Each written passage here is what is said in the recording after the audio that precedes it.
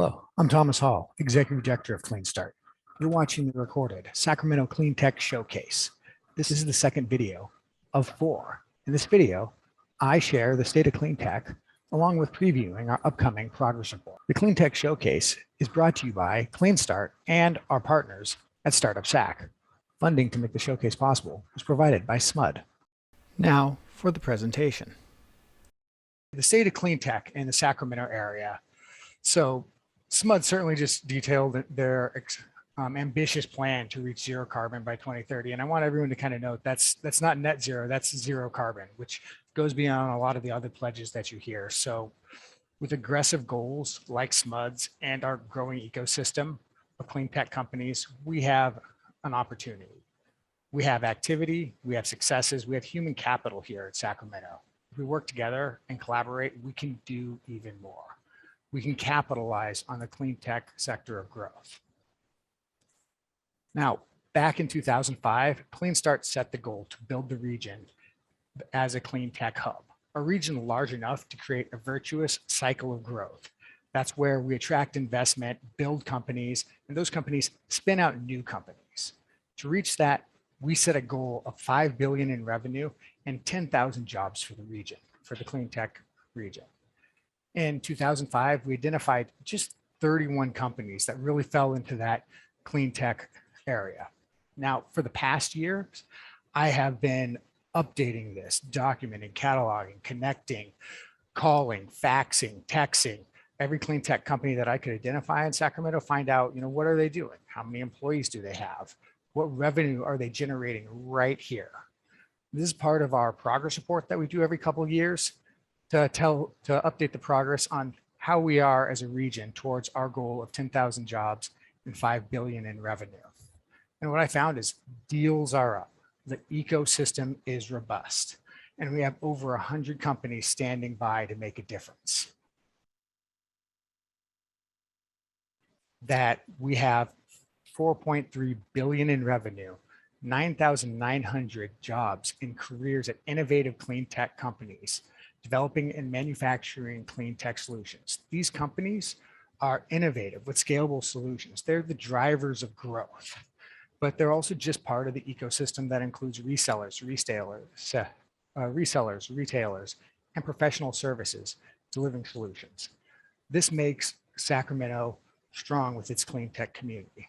And our clean tech community is at an advantage is in a position to take advantage of growing investment. Global investment in the energy transition is accelerating. Nearly $1 trillion was invested in clean tech in 2021. That's up $400 billion since 2018. In the first half of 2021, $80 billion was invested in climate tech startups. Climate tech startups now get 14% of venture capital money. This is our moment. This is why we've been collaborating to build the CleanTech Hub in Sacramento here. Local companies have been able to take advantage of this growing demand and investment in clean tech. This is the beginning of that virtuous cycle that I mentioned and talked about. Regional companies are getting that investment. Since 2019, 1.95 billion has been invested in companies that started here, companies that were nurtured and grew here. That, for kind of perspective, that 1.95 billion is more than all the VC investment in clean tech globally in 2003. Companies are getting attention. Regional companies now have attracted national and international investors. They've formed corporate partners. They're growing.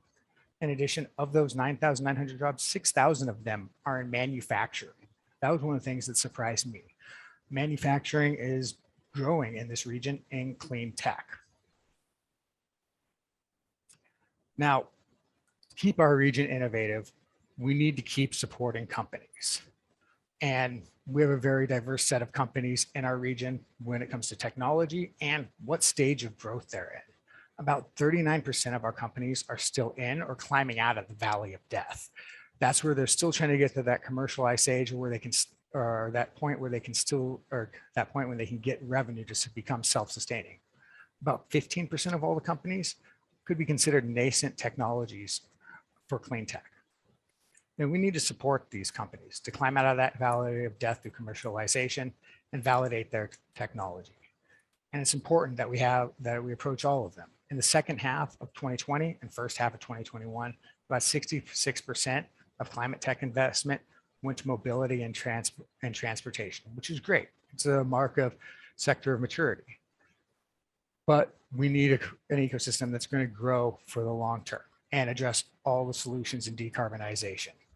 To reach zero carbon globally, the IEA reported 50% of the global reductions needed to reach net zero by 2050 rely on technologies currently in that demonstration or prototype phase.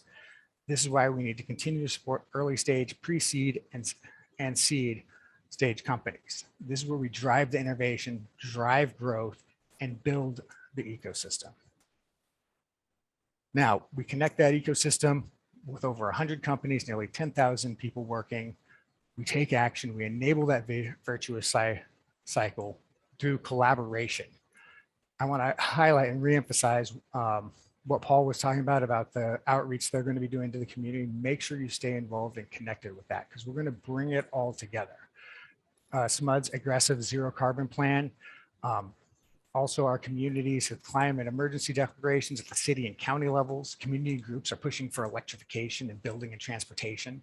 Companies wanting to demonstrate to shareholders and customers they're making serious commitments to greenhouse gas reductions have announced net zero goals. This trend will only continue as policymakers, utilities, and industries are doubling down, demanding clean tech innovations. And we are well positioned for that. We have 100 companies here that are standing by to unleash their innovation and support the energy transition. Now, how do we all get involved? Connect with the community, invest in the relationships that support clean tech innovation, the relationships between startups and the community, between entrepreneurs and SMUD, between research institutions and entrepreneurs and business development. Look for projects entrepreneurs can apply their creativity and talents to locally. Community energy projects, education, and access. All these things, you can harness the creativity and support of entrepreneurs with the community to build Sacramento as a stronger region. This is how we continue the virtuous cycle. As we saw with solar, and if we work together and leverage our resources, Sacramento can continue to be a clean tech leader. So if you want to start helping us build this virtuous cycle, start with CleanStart, connect with Startup Sac, and engage with some of the entrepreneurs that you'll hear from shortly on the panel led by Gary Simon. And thank you very much. And with that, I'm going to hand it over to Gary Simon to lead our panel discussion.